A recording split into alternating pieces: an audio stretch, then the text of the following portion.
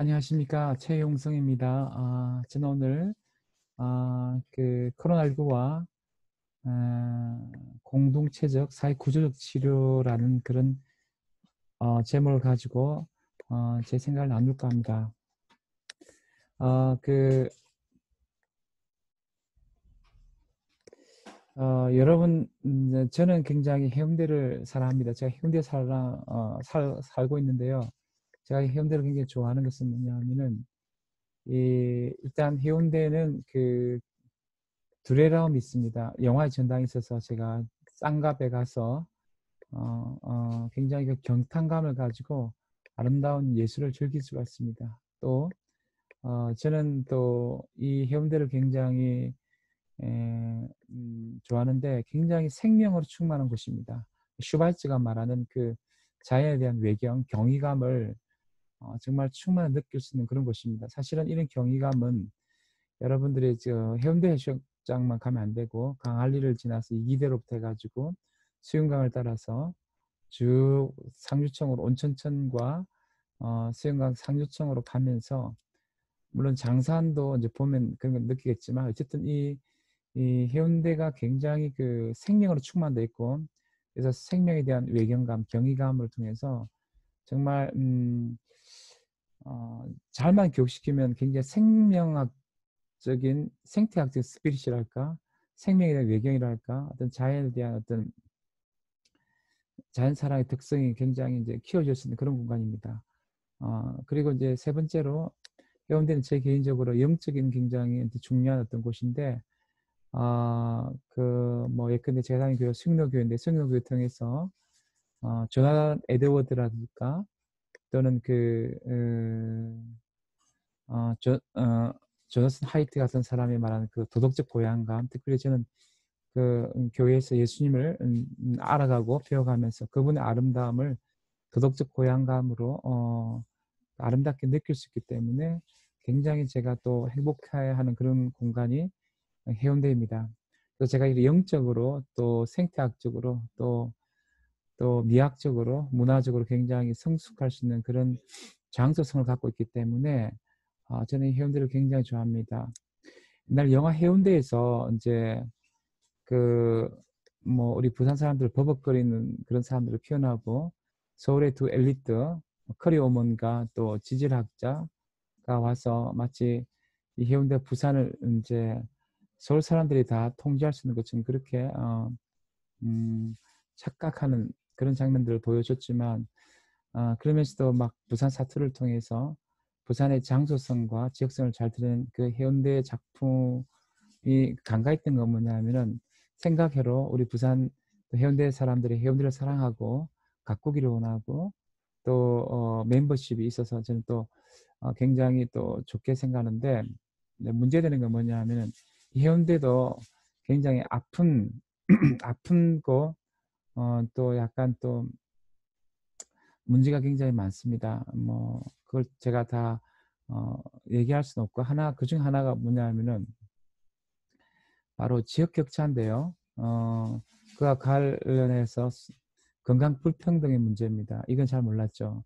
그러니까 해운대가 남쪽에서 북쪽으로 긴 어떤 해운 공간으로 장소성을 갖고 있는데 좀 예를 들어서 이제 이 남쪽 해운대 쪽은 굉장히 잘 삽니다. 그런데 이제 북쪽으로 갈수록 이제 그 반여동이나 또 온천 또 단송 이런 쪽 갈수록 굉장히 조금 못 삽니다. 근데 문제는 그게 아니고 제가 해운대를 돌보면서 느낀 게 뭐냐 하면은 지역 격차와 관련된 뭐냐 하면은 그러니까 뭐 지역 개발에서 이제 북쪽을 개발해야 되겠죠. 그러면서 또 하나는 뭐냐 하면은 바로 건강 격차입니다. 그래서 이제 예컨대 이제 그 사회 역학적인 관점에서 보면은 어, 이게 뭐 우리가 그냥 막연하게 인정도 치료라든지 긍정심 치료라든지 여러 가지 정신 건강 치료를 통해서 이렇게 이제 뭐 개인적으로 이렇게 사람들의 정신을 치료하고 이런 것을 넘어서 뭔가 그 지역 단위로 고려할 점이 많다는 것을 우리가 많이 느끼는데 그 해운대 북쪽의 현우 남쪽보다 한 15년 정도 빨리 죽는 걸 알고 있습니다. 그래서 어 그 사역학에서 이렇게 해가지고 가난하고 교육 수준이 낮은 사람, 사회적으로 고립된 사람들일수록 더 다양한 건강 위험 행동을 보이며 건강 정신 활동을 더 적게 참여하는 경향을 보인다 이렇게 하는데 제가 봤을 때는 약간 그 북쪽 사람들 교육수준 떨어지는데 또 사회적으로 고립된 것 같고 건강 위험 행동도 많이 보는 것 같고 건강 정신 활동에 더 적게 참여한 것 같습니다. 그런데 우리 해운대 그 강에서 이제 우리가 자전거를 탄다든지 또 걷기 운동을 한다든지 이런 거 보면은 남쪽이 더 좀 낫습니다. 북쪽보다. 그래서 좀 안타까움이 있고 그다음에 이제 그 북쪽에 빈곤한 사람들이 더 나쁜 건강 행동을 하는 이유 중 하나가 약간 뭔가 그 교육이 잘못됐다는 그런 느낌도 있고 또 그런데 어쨌든 제가 그런 것들을 보면서 이 건강이라는 것은 사회과학에서 강조하듯이 개인적 차원이 아니고 어떤 공동체의 배경하에서 일어난다는 그런 생각을 저는 많이 했습니다. 그래서 우리 부산 해운대가 우리가 이제 코로나19 시대에 우리가 추구해야 할 것이 뭐냐면은 부산 지역 개발에 있어서 북쪽을 배려함과 동시에 굉장히 그 소득 격차로 말하면 건강 격차들을 우리가 극복하는 것들을 좀 신경을 써야 한다고 생각하는데 그렇게 예산을 이렇게 좀 들이지 않더라도 좀 세밀하게 신경 쓰면은 우리가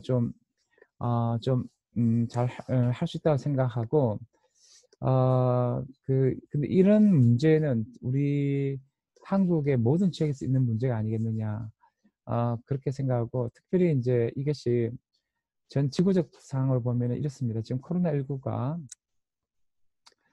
제 개인적으로 우리나라가 진단 키트라든지 그 격리하고 또 추적 등을 통해서 비양리학적 방식으로 초기 대응을 이제 잘했지만 이제 남은 게 이제 바로 백신의 치료제 등을 양리학적인 그런 어떤 약학적인 그런 어프로치인데 그게 생각보다 길어질 것 같습니다. 제대로 개발이 안 되고 그렇게 하면은 이제 코로나19가 전 지구적 확산이 일어났을 때 빨리 개발이 안 된다면은 사실은 생각보다 경제적 타격이 더 깊어지고 그렇게 됐을 때 어떤 양상이 벌어지냐면 저소득층 제3세계 육체 건강이 굉장히 하락할 것입니다.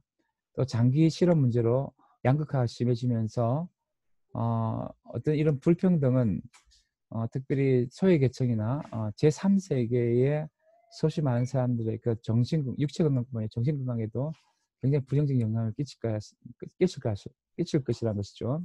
사실 이번에 미국을 강타한 그 바이러스도 굉장히 사회 계급의 관계없이 전방위적으로 특정한 것이 아니고 사실 히스패닉과 흑인 등의 차별적으로 다가왔죠.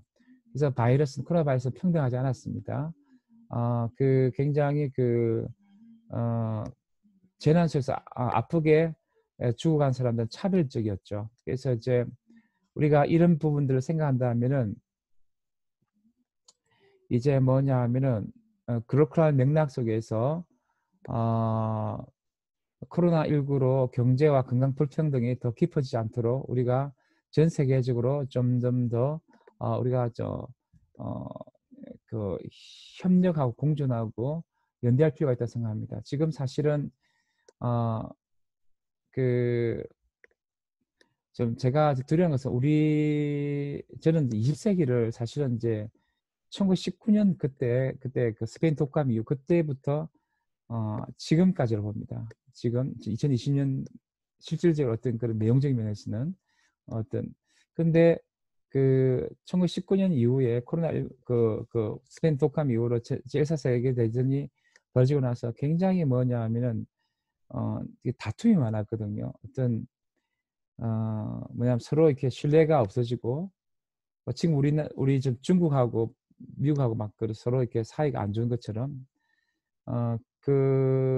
그러면서 뭐냐면은 재수의 딜레마를 하나 보면 우리가 서로 상대방을 더 불신하고 막 그렇죠. 사실 이익이 줄어든 것처럼 지금 막 강대국의 패권 싸움 가운데 굉장히 이렇게 싸울 때 사실은 지금 이럴 때가 아닌데 서로의 어떤 그런 전략에 대해서 반대 서사를 내면서 인제 내 서사를 따라오느라 그래서 중국은 중화몽 서사 있다면은 그 미국은 후쿠야마 프란시스 후쿠야마 서사 가운데서 그 미국이 말하는 민주적 질서 가운데로 따라와야 되고 중국 그게 제압당해야 된다.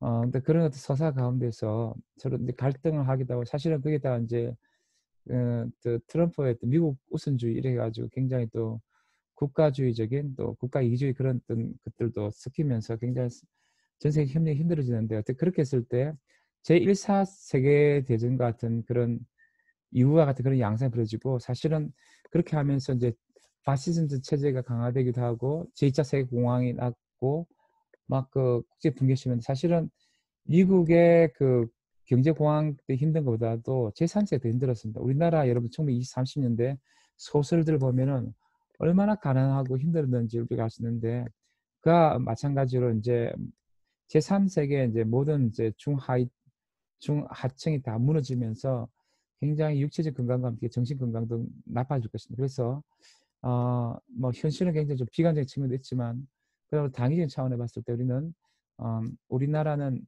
어 저는 나름대로 어떤 뭐냐 하면은 국제적 연대를 추구하면서 공존을 추구하면서 뭐냐 하면은 그로컬한 협력을 우리 추구해야 되지 않을까. 그리고 중국이나 미국도 또 유럽도 그런 어떤 맥락 가운데서 나아가야 되고 특별히 이제 그로컬한 맥락이고 로컬 맥락에서 우리 해운대 같은 경우는 아까도 얘기한 것처럼 또 우리나라의 여러 로컬 지역들은 코로나19로 말미암아 굉장히 인제 그 어 어 사실은 인제 이렇게 사회학적 입장에 봤을 때는 이 혐오가 많고 차별이 많고 불평등이 많고 이렇게 하면은 굉장히 우울증이 더 많이 걸리고 사람들 정신병과 이 건강이 나빠지거든요. 정신건강이 나빠지거든요. 그렇기 때문에 또 고용 이런 경험들 실업자가 이렇게 많아지면은 굉장히 더 인제 우울증이라든지 이런 것들이 정신건강이 나빠집니다. 그렇기 때문에 우리가 인제 그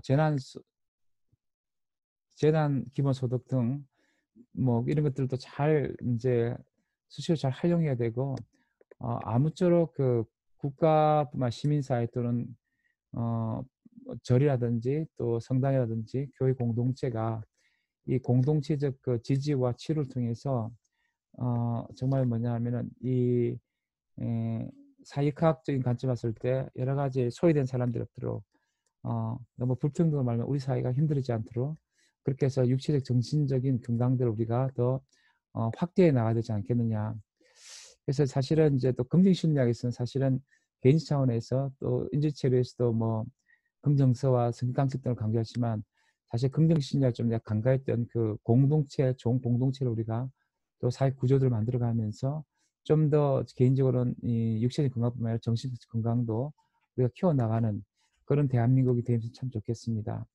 아 그리고 이것이 전 세계적으로 글로컬 맥락으로 확대되어 가기를 바라며 오늘 이제 제 생각 이 정도 해서 마치도록 하겠습니다. 네 감사합니다.